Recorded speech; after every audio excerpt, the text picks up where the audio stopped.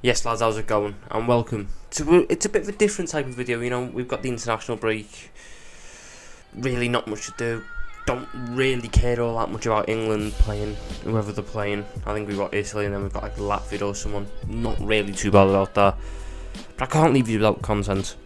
So, this is something I've seen done in NBA, in NFL, all those types of things. But I haven't seen it done in the Premier. So, this is my top 50 Premier League players of the 2022-23 Premier League season so far. We've got, 11 more games to go, so this list could change come the end of the year. I might review it at the end of the year.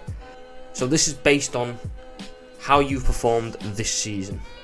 That is the base mark. And if it's tight, then I'll lean more so to overall ability.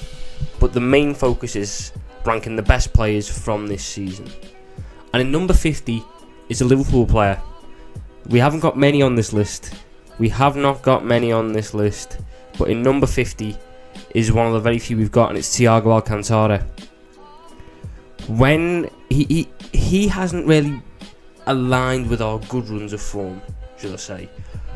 More often than not, when he's been out the team, the results have picked up, but that is not a knock or anything against Thiago Alcantara's ability as a footballer. Thiago Alcantara was important in our most consistent run of form, where we won 4 games out of 5, and we were playing the Diamond, and we were doing really quite well with that setup. And Thiago Alcantara ran that midfield. He's ran that midfield all season long when he's played. Losing Thiago Alcantara has hurt us. We've got younger legs in, but we've got less control. We can't retain the ball as well. You can see when Jordan Henderson steps in just how far off in quality he is. And he could only go 50th because we've been bad and the runs of form haven't aligned. But he certainly has to be in this list purely for just when he's played this year. At his pomp, in his best, when we've needed him, we've looked so much better with him. Now, number 49, I couldn't split this one, so there's two. And it's a Man City centre-back pairing. It's Ruben Dias and John Stones. Both of them have played about the same amount of games. Both of them have very similar stats. It's incredibly hard for me to choose one or the other. I know Stones has played a little bit more at fullback as well. But the pair of them are just so neck and neck, I can't split it. Even ability-wise, I think they're that close. So I'm just going to give the nod to the pair of them here. Manchester City's defence has been really poor this year by traditional standards. But that's probably because Ruben Dias and John Stones have only made 15 appearances each. We've played 27, 28 games in some cases, but they've only been available for about 60% of them. So losing them has impacted them. When you see them together, or when you see them at centre-back, maybe not together, but at centre-back, Manchester City instantly look stronger. That defence is still an issue, and that's why they can't be higher up. There are defenders very high up on this list because their defences have been fantastic this year, and Manchester City's isn't one of those. But I have to give credit where credit's due to Ruben Dias and John Stones, because as of recently, and even a bit further on, earlier on in the year, when Manchester City were doing well, when Manchester City were keeping teams quiet and getting clean sheets, one or both of them were at the heart of that, so they have to go in there. Number 48 is another player who would be much higher on the list if not for injury, and it's Reece James.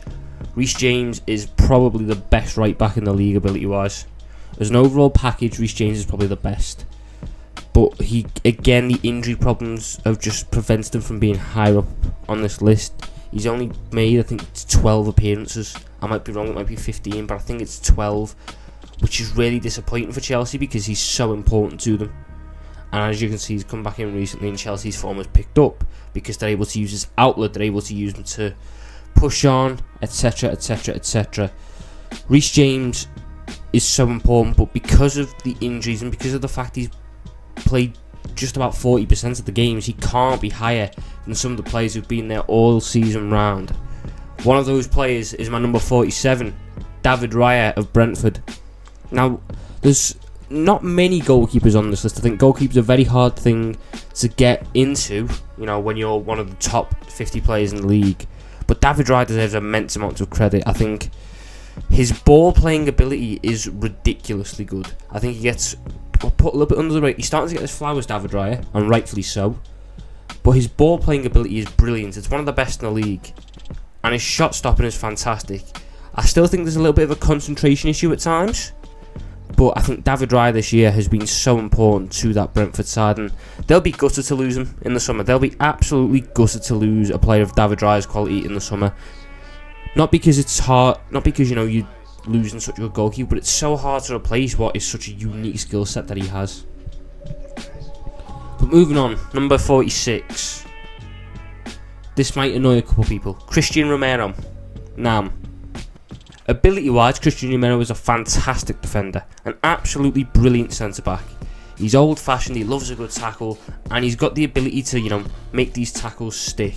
He's got the ability to win his aerial duels, all this other stuff. Christian Romero is a fantastic centre-back, but I cannot put him higher up when this is a problem. The mentality, his hot-headedness. It's cost Tottenham way too much this year. It's cost them individually in terms of, yes, he gets his yellow and red cards, and that's not great.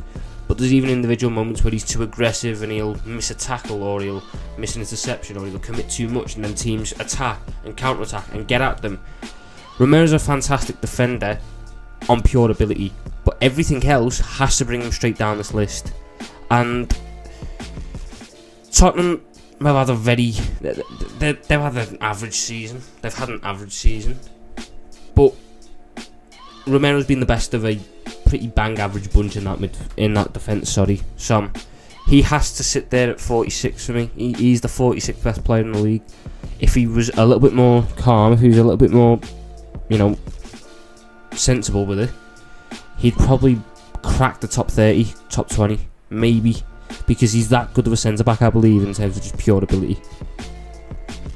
But number 45, Joe Linton. Who would have thought, a couple of years ago, that in 2 years, 3 years time, I'll be putting Joe Linton in the top 50 Premier League players. Not me, but he's been a revelation as a box-to-box mid. He is so important for that Newcastle team in terms of how they set up that midfield. Obviously, they have Bruno Guimares, who is on this list. They have Joe Willock or Sean Longstaff, and they've got Joe Linton. Joe Linton offers the perfect balancing act for that team. He offers that grit, he offers that drive, he offers that determination, he offers that little bit of nastiness that Newcastle midfield needs, and he offers them some much needed physicality. He's an absolute monster in the middle of the park, and it was a brilliant move by Eddie Howe to put him into midfield. Yes, you can see he's not technically there. Sometimes his passing is poor, his dribbling looks a bit clunky at times, but for what he's brought in to do, Joe Linton is fantastic as a box-to-box midfielder, and he deserves immense amounts of credit.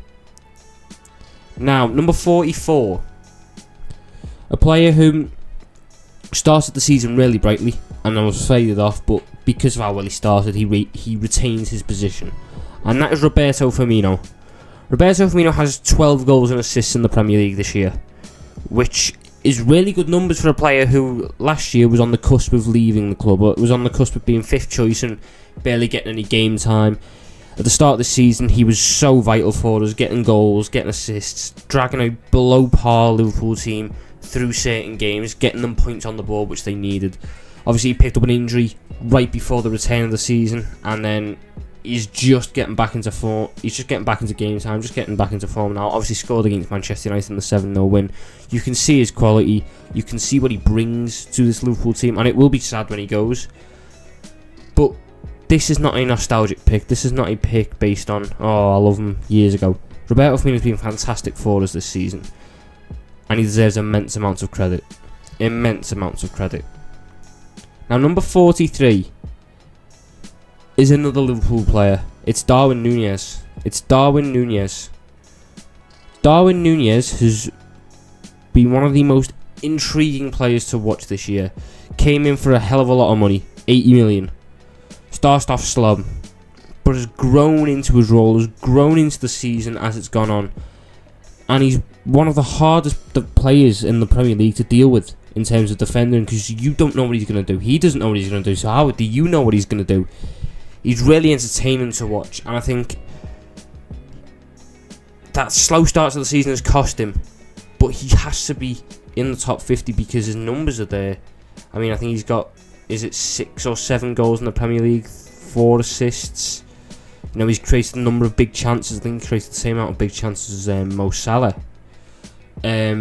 All this stuff about Nunez deserves immense amounts of credit. And he is my 43rd best player in the Premier League this season. Now, number 42, another player similar to Romero, I would have them much higher up if I could rely on them, and that is Alexander Mitrovic. I'm recording this on the Tuesday. Mitrovic just got an abysmal red card on Sunday for losing his head at the referee. Mitrovic has been fantastic in front of goal. I didn't believe he had this in him. I thought it was just going to be another season where Mitrovic would come up with Fulham and then he'd struggle and then they'd go back down, he'd smash it in the Championship. I thought there was a real worry that Mitrovic would be one of those strikers that was too good for the Championship but not good enough for the Prem. He's been fantastic in the Premier League when he's played, but injuries and suspensions have stopped him playing enough to be higher up on this list. But immense, again, credit to him for how he's performed this year. I didn't believe he had it in him. Now, number 41 is a player I don't really like. I don't like him, but I can respect his game. It's Bernardo Silva. Now, this isn't one of Bernardo Silva's best seasons. Obviously, there's been the whole flirting with Barcelona thing. He probably does leave at the end of this season. But Bernardo Silva is a fantastic footballer.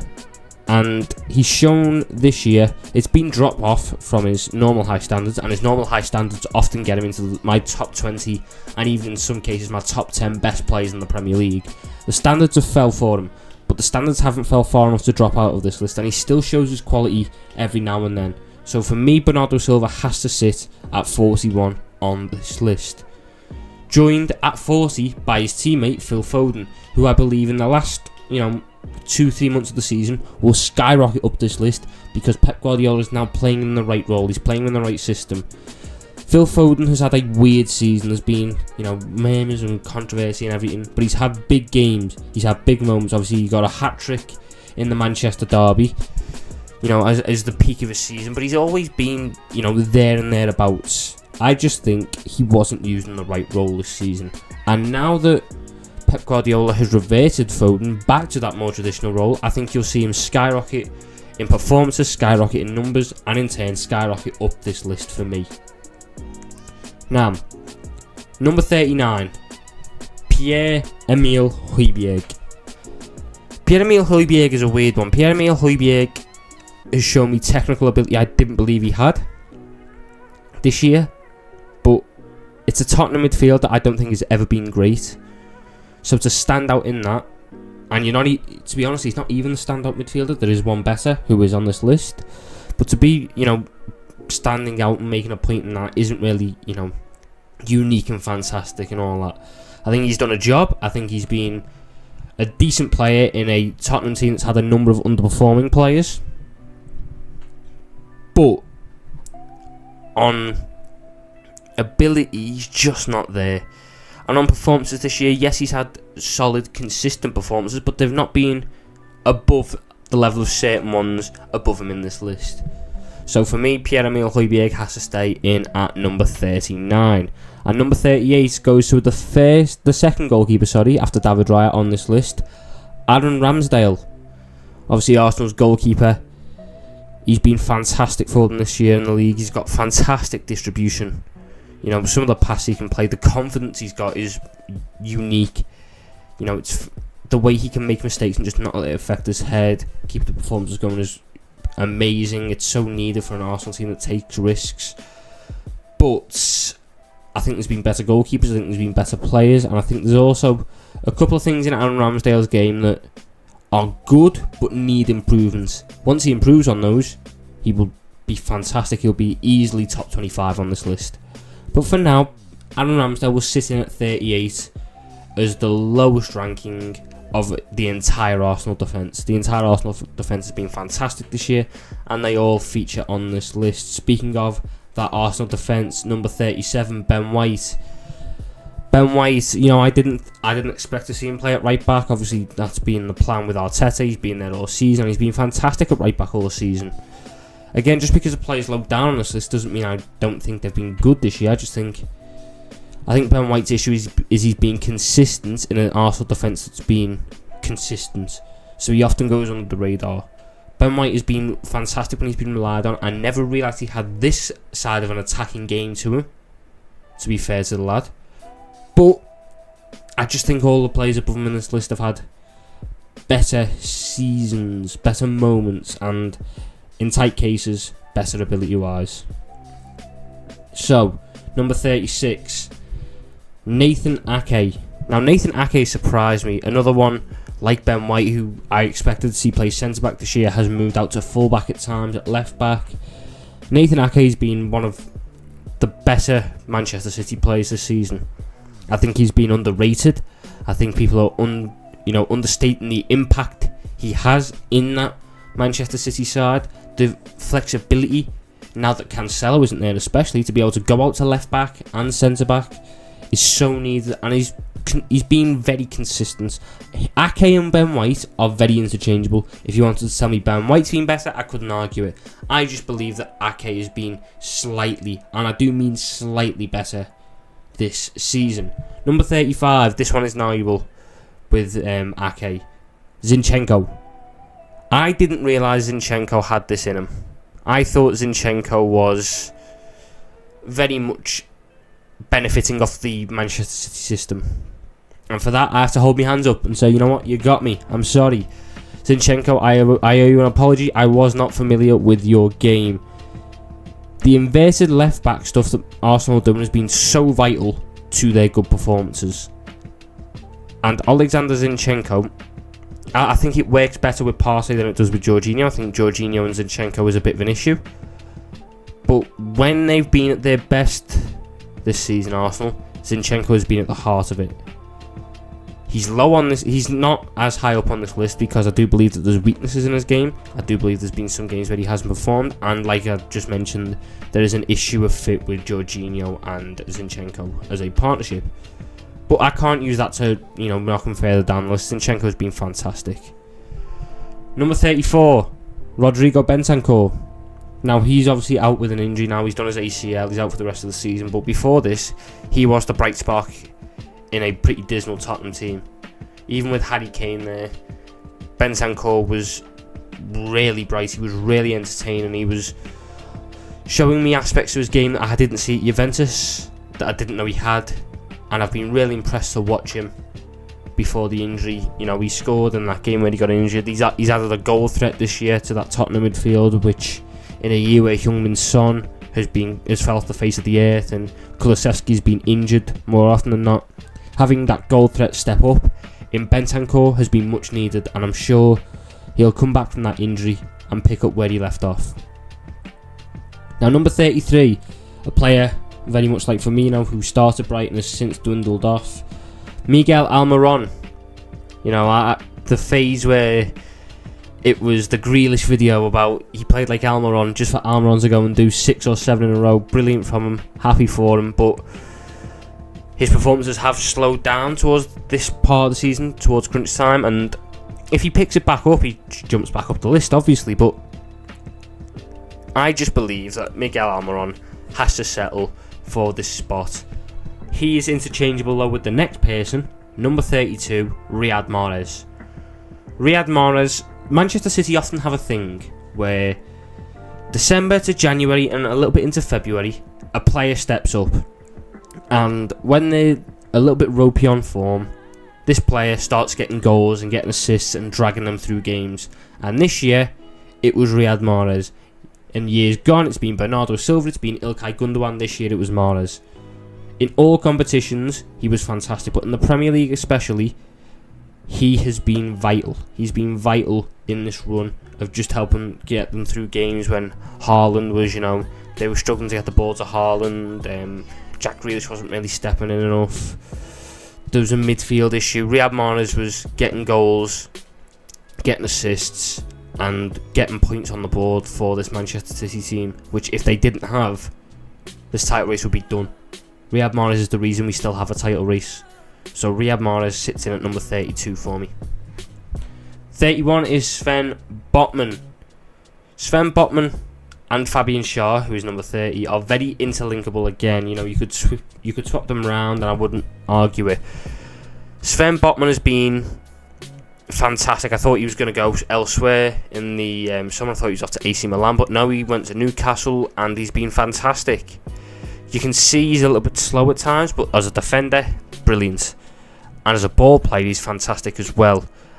Some massive amounts of credit to Sven Botman, and I think there's a real possibility that, not next year, but in the year after that or something, Sven Botman gets to move to a top club. Now, number 30, as I mentioned, was Fabian Schär. The only reason he's going a little bit higher is I think he's been slightly more consistent than Botman, which is to be expected. He's been in the league longer, he's older, he's more experienced. But Fabian Schär just gets the nod at number 30 for me. Number 29, rounding off that Newcastle back three, them two centre-backs and the goalkeeper, is Nick Pope. Nick Pope in goal for Newcastle. I think he's got the lowest goals conceded, per game. That three have been the best statistical defence in the league this year, and Pope has been consistent. That's the one thing I can give this Newcastle defence: consistent. So Nick Pope sits in at number 29 for me. I don't think he's been a revelation. I don't think he's been, doing stuff that he shouldn't have been expected to do in terms of a massive gap between the numbers and XG and all that. But Nick Pope has been consistent. So he gets it at number 29. Number 28, James Maddison. Leicester are 17th. So it's a bit crazy that I'd have someone whose team is 17th as the 28th best player in the league, ahead of, players from Arsenal, players from Manchester City, players from Newcastle. But James Maddison is the reason that Leicester City aren't bottom. James Maddison is the only reason Leicester City might stay up this year. James Maddison has been fantastic. James Maddison is going to get a move to a bigger club. James Maddison deserves that move to a bigger club, and James Maddison will thrive at that bigger club. Right now, with Leicester, you're seeing a player try and do it all, and he's being let down by his teammates. How many times has he created big chances for Iheanacho or Daka and they've just missed? Leicester are 17th. That is no way down to James Maddison. So he sits in at number 28 for me. At number 27, Alexis McAllister. A player I would like at Liverpool. A player I think he's going to get a big move in the summer. Him and Moises Caicedo in that midfield have been superb. But McAllister's been the more attacking-minded one. He's had the major goal threat to this Brighton team this year. The creativity side has dropped off. The creativity side isn't as high, but from a purely arriving into the box goal-scoring threat of a midfielder, I think he's got 7 or 8 goals, which is really, really good numbers in a Brighton team that at times struggled for goals from their striker. Now Evan Ferguson stepped in and he's looking like he's ready to take that mantle. But Alexis McAllister has been fantastic this year. Really, really good. So he goes in at number 27. At number 26 is his former Brighton teammate, now Arsenal player, Leandro Trossard. 8 goals, 8 assists. I didn't realise his numbers were that good. I did not realise his numbers were that good. He's had such a positive impact on this Arsenal team since coming in. They're the type of signings that they needed to make. The Jorginhos and the Trossards were the type of signings they needed to make. Not future prospects, win now. They help win now, and Trossard has been just that. Goals, assists, the works. And even at Brighton, before it all kicked off with him and De Zerbi and he refused to train and left the club, he was Brighton's biggest goal threat. He was such a danger, and he's been really, really positive this year. And I thought he was younger. He's 28, so there's not really more room for him to grow. But if he can keep up these levels, he'll be a really important piece for Arsenal for years to come. Now, number 25, Lisandro Martinez, a player who coming into the league got a lot of criticism, got a lot of disrespect on his name for being 5'9", and people didn't believe he would handle it in the league. He has handled it fantastically, absolutely fantastically, and he's had moments. I still think that he is the 4th best centre back in the league this year, but he has been brilliant. The 5'9" aspect has not been an issue at all. He's been fine dealing with tall strikers, he's been fine dealing with short strikers, he's been fine dealing with pretty much every opposition attack. But I think his partner's been better than him, and I think Arsenal's 2 centre-backs have been better than him. Speaking of Arsenal two centre-backs. They sit in at 23 and 24, Gabriel and Saliba. Again, you could have it go either way, and I wouldn't really mind. The pair of them have been fantastic. Gabriel, much more the aggressor. Saliba, very much a sort of coverer. They work well as a partnership. The chemistry is there, and Arsenal needed the goal threat as well. They've scored, I think it's 5 or 6 goals in all competitions for Arsenal. Vital goals. Gabriel scored a last minute winner. I know Saliba scored a go ahead goal against Brentford. These goal contributions from a centre back are underrated, but as natural defenders they've both been fantastic. Gabriel, I think he's a little bit, he makes mistakes, he does, and some of them have been punished this year, but Saliba helps deal with a lot of those, and Saliba makes mistakes and Gabriel helps deal with those. That's what a good centre-back partnership is. But they sit just below number 22 for me, Raphael Varane. I think Varane, Gabriel and Saliba have all had pretty much similar quality seasons. So then it comes down to pure ability, and Raphael Varane has more ability than those two. I think Raphael Varane has been fantastic this year. I think dealing with Lisandro Martinez stepping into the league, and yes, he hasn't needed a major adaptation time, but he still needed a bit of time to adapt, and Varane has been fantastic. The numbers back up how good Raphael Varane has been as well. So he sits just at the top of this little centre-back list that we've got going on at number 22. And at number 21 is Luke Shaw. I would say he's been the best left-back in the league this year. Creatively, he's been fantastic. Defensively, he's been brilliant. He's even had to step in at centre-back for a couple of games, and he didn't look a step out of place. Luke Shaw has to be at number 21 for me. I've never realised his crossing was this good. It's so dangerous. It's such a big threat. But yeah, Luke Shaw, both offensively and defensively, has to sit in at number 21. The best left-back in the Premier League this season. At number 20 is another Fulham player. It's Ben Leno. I think he's stopped the most goals this season for that Fulham team. I think it's like he's prevented 8 goals or something. Ridiculous numbers.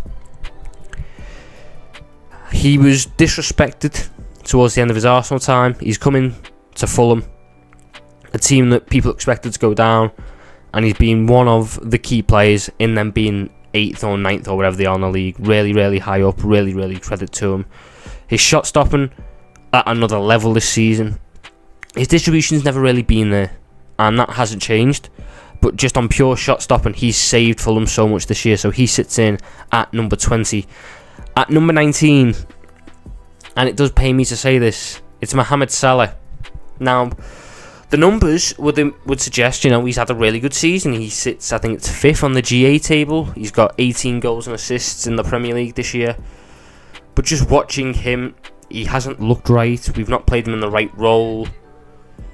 There's some games where he just doesn't get involved. He's almost a passenger, and then we have to go through Nunez, or we have to go through Gakpo, or we have to try and create through other avenues when it's just not working for Salah. And that's happened too much this year, really. It's happened a little bit too much, and it's a shame because his numbers are always there, but on performances, he has to sit 19th for me. He has to sit 19th. Just below, number 18, Moises Caicedo. A player who I thought was going to go to Arsenal in the January. Stayed, signed a new contract. He's been Brighton's best player. The work he does in that midfield, the ground he covers, the quality he has on both an offensive and defensive end is second to none. He's one of the best midfielders in the league. The work rate and the energy, unmatched. The defensive quality, the amount of tackles he makes, the amount of interceptions he makes, really, really high quality. And the ball retention and passing, criminally underrated. Massive, massive credit to Moises Caicedo, my 18th best player in the Premier League this season. At number 17, Palhinha from Fulham. Leads the league for tackles. I think he leads the lead for interceptions as well, although I might be wrong. He's been a revelation for that Fulham side. A Fulham midfield that I didn't really think had that edge to it. Watching him come in, especially on his debut, we played them first game of the season, he ran the show, and he hasn't looked back since. Joao Palhinha will get a big move in the summer. Joao Palhinha deserves that big move in the summer, and whoever gets him have got one of the best DMs in the world. Just ahead of him in number 16, Kieran Trippier. Kieran Trippier up this high might surprise a lot of people. It might do. But I think that he has been Newcastle's best player. I think for the consistency on both an attacking and defensive end, I have a shot every time I've said that. But that's what the league is now. It's both an attacking and defensive game. You've got to be adapt and able in both scenarios. And Kieran Trippier is that for a fullback. And he's had it all season long. The assists have been there. The creativity's been there. The defensive leadership has been there. I've not seen a winger really get the better of Kieran Trippier this season for a whole game. So Kieran Trippier has to sit in at number 16 for me. At number 15, Gabriel Martinelli. Had a little bit of a drop off, like a little bit of a poor stretch of form, should I say. Right after the World Cup, where the goals weren't there really. But across this whole season, Martinelli's been so dangerous. He's been so important for that Arsenal side. And now that Trossard is in and now Jesus is coming back, he will be able to take a little bit more of a back step. He will be able to, chill out a little bit more, have a couple of games on the bench to rest and recuperate. But Martinelli's been so important for this Arsenal side. Probably the best finisher that they have. Probably. And there's been so many times in games where he's got the decisive goal, he's got the big moments, he's got the winning goal, and that cannot be understated. Martinelli, 15th best player in the Premier League this season. Number 14, Bruno Fernandes. Bruno Fernandes is a player that divides a lot of opinions. He is wasteful. That is a fact. He does, he might have 6 key pass attempts a game and only complete 1. But that's what the life of an attacking midfielder is. Bruno Fernandes keeps that United team ticking over. He's played so many different positions this season. He's played so many different roles this season. And Marcus Rashford wouldn't have been able to have the impact he's had without Bruno Fernandes in this team this year. I think he gets a lot of disrespect. I don't like him personally, but I think he gets a lot of disrespect. I think he's a fantastic player, and he sits at number 14 in my list for me. Number 13, Ivan Toney, the 3rd top goal scorer in the Premier League this year. There's a whole controversy going on with him about, the betting and this, that and the other, but on a purely footballing level, this is the best I've seen Ivan Toney. A complete striker is the best way to describe him. He is a complete striker. The passing, the link-up, the dribbling, the shooting, the physicality, it's all there for show this year, and it's been the catalyst behind Brentford. Brentford looks so much worse when he's not playing. And that has to be a real worry for when these sanctions come into effect. Number 12, Thiago Silva. Now, Thiago Silva, people will argue, should not be this high up on the list. But Chelsea have a surprisingly good defence. Chelsea would not have that surprisingly good defence without Thiago Silva in that back line. He is immense. At 38, he is still doing it. He still looks at not a day over 30. They so needed him, and even now that he's gone, he's got an injury, 4 to 6 weeks. I think he'll be back after this international break, to be fair. But with that injury and seeing Koulibaly step in, you have noticed a drop in quality. Even if they got past Dortmund, the Everton game is a prime example. Thiago Silva does not get done like that. That's just how good he is, and he is, for me, the best centre-back in the league. He sits just behind number 11, Rodri. Rodri is the metronome for this Manchester City team. Everything goes through him. Attacks build off him. Defensively solid play involves him and his positioning. I think he hasn't had a bad season. I think he's had a season that is on par with last season.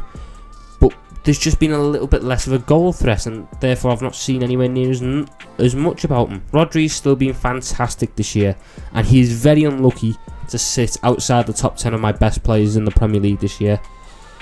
But again, as with a number of others, 11 and 10 are interchangeable, as number 10 is Thomas Partey. Arsenal need Thomas Partey. Thomas Partey being injured is what kills Arsenal. They cannot replace what he brings. Jorginho does offer something else, which they might need sometimes, but you just see when Thomas Partey's on that pitch, they win midfield battles. They need him on that pitch. Their success is built off him winning the ball and his ball progression and his ability with it. And without him, they struggle. So Thomas Partey, just for his importance, has to sit in at number 10 for me. At number 9, Bruno Guimares. Bruno Guimares. He is special. He is special. And I'm gutted that we never went for him. Bruno Guimares is one of the best midfielders in the world. In all aspects of the game, he is fantastic. He can play all the different roles. He's good in all the different aspects of midfield play. Newcastle have a franchise player there, and they will do whatever it takes to keep him. And if they can keep him for, a 5-6 year period, any success they have will be built off of Bruno Guimares. So he, for me, has been my 9th best player in the Premier League this season. At number 8 is Alisson Becker. Now, Alisson Becker ranks this highly because without him, Liverpool go from 6th to 17th. Having just an average goalkeeper in goal for Liverpool would put us from top 4 hopefuls to relegation candidates. Our defence has done nothing to help Alisson Becker this season. Absolutely nothing. And yet he is still been pretty much unanimously the best goalkeeper in the world. I've never seen a goalkeeper as good in one-on-one situations. He makes hard saves look simple with catches and everything. And his distribution, it's a bit ropey at times. There's a little bit of inconsistency there. Sometimes he does just kick the ball out of play. But other times he just pulls off these ridiculously good 60-yard pings, which either set up goals or create big chances. He is the 8th best player in the Premier League and the most impactful goalkeeper in the world. The best goalkeeper in the world, Alisson Becker. In number 7, new signing for Manchester United this year, Casemiro. I knew Casemiro was good. I knew that Casemiro had a bit about him. I never realised just how good Casemiro was until he came to the Premier League, and I've got to watch him week in, week out. And you just sit there and watch him and go, that's what a defensive midfielder is. United losing him through suspension has hurt them. Even if they've got results, it's hurt them. The play just doesn't look the same. Teams get more joy. And Casemiro is so important to that United side. Massive amounts of credit to him. I hope I can keep watching him. I wish it wasn't for United, but I hope I can keep watching him and just enjoying watching what is one of the best defensive midfielders of all time continue to work. He sits in at number 7. At number 6 is Kevin De Bruyne. A bit of a down year for Kevin De Bruyne, but a down year for Kevin De Bruyne would be most players' best ever seasons. He's ridiculous. The passing, the dribbling, the creativity on another level. No one gets close to it. I just think he was one of the sufferers of the adaptation period of getting Haaland in. They didn't really play the right way to start off with. You could see how De Bruyne wanted to play it, but that way and how City was setting up. Now that Pep has just went for win now, Kevin De Bruyne will get back to his brilliant best, back to being one of the top 2 best players in the league. Right now he sits 6th because there's just been better players than this year. They've been more consistent, they've had bigger impacts. But that is not a knock on Kevin De Bruyne. At number 5, Harry Kane. Harry Kane, the 2nd top goal scorer in the Premier League this season. Now, Harry Kane is the victim of Tottenham not being good. If Tottenham were better, Harry Kane gets right up this list. I cannot knock Harry Kane for his performances this year. This is the most complete I've ever seen him in terms of the passing, the creativity, the link-up play, but also the goal threat he's got. If this was any other season, Harry Kane would be on for a Ballon d'Or. It's just we've got Haaland in this league, ruining people's expectations for what to expect from a striker, goal-scoring wise. Harry Kane's been fantastic. This is the best I've ever seen him. But there's just been better players than him in the league this year. So for me, he has to sit in at number 5. At number 4, Marcus Rashford. Rashford's joy has really come in other competitions, but he still had a really good Premier League season. 14 goals. Such a big threat, big moments. He's been a big game player. He's always been that, but especially this year, United needed this from Rashford. He's giving it to them. The lack of Martial, the inconsistency of Anthony, the poorness overall of Weghorst, the whole issues around the Sancho. Marcus Rashford has managed to do 4 people's jobs in one this season, so massive amounts of credit to him. He sits in at number 4. At number 3, Martin Odegaard. Him and number 2 are interchangeable. Martin Odegaard has been the glue that's kept this Arsenal team together, and when Fabio Vieira comes in, you can see just how much worse off Arsenal are. Martin Odegaard's impact on this team cannot be understated. He cannot be understated. He is probably the most important player in the Premier League. You take him out, Arsenal don't function. And if Arsenal don't function, they don't do anywhere near what they've done this year. It's hard to just put into words what he does. You have to watch it and you have to understand just how big an impact he has. But anyone who watches Odegaard knows he is the glue that keeps that Arsenal team together. Now, number 2, as I said, interchangeable with Martin Odegaard, is Bukayo Saka. The best young player in the Premier League this year. One of, if not the best young players in the world this year. 10 goals, 10 assists in the Premier League. Ridiculous impact. This development, he's taking that jump, he's taking that leap to being a consistent goal threat, which I didn't think he'd ever have in him. He's got that in him now. He's still got that levels of creativity. He's one of the hardest players in the league to deal with. And he's just unlucky this year that we have someone who's breaking the standards for what we expect from strikers in the Premier League.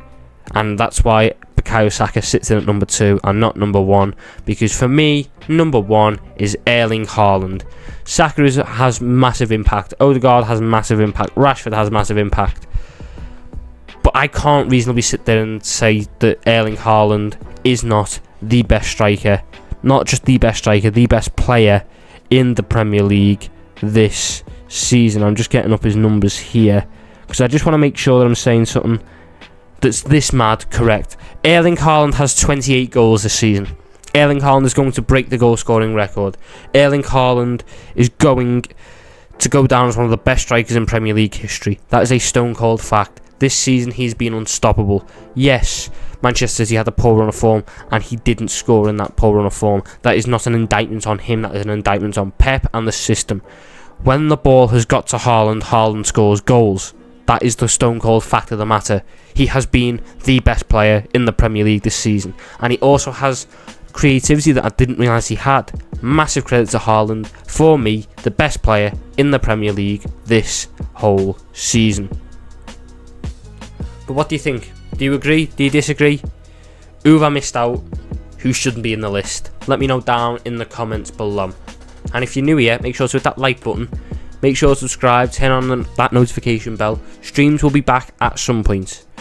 Not only the football streams, when Liverpool come back, they'll pick up. I might do a couple of little preview streams every now and then. There'll be FIFA coming back as well. So, a lot to look out for, a lot of excitement coming on the channel. Make sure you're hitting that subscribe button, that notification bell, so you're not missing out on the content. And I will see you all in a bit.